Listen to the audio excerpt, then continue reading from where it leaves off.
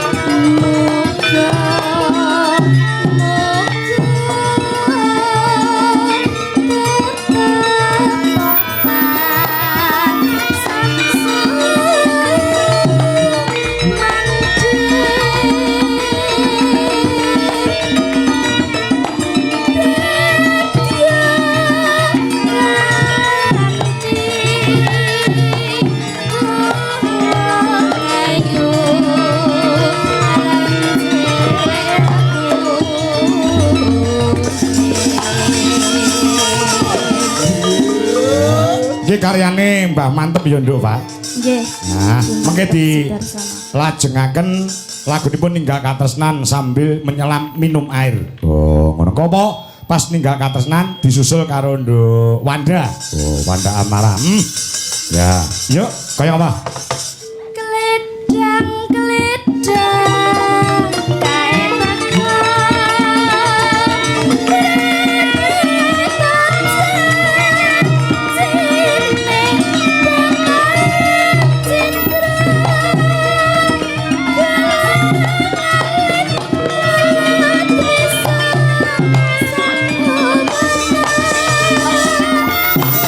Oh, Anda, ateng do.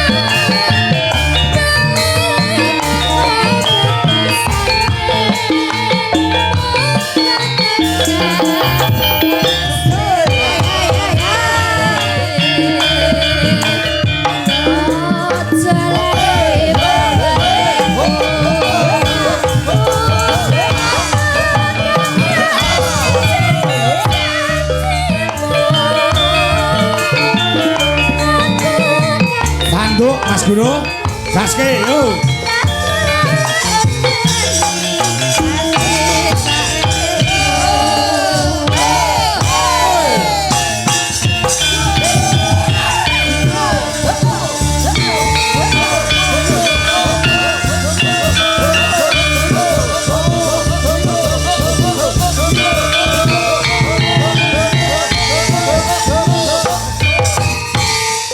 Ayo, Dek Wanda.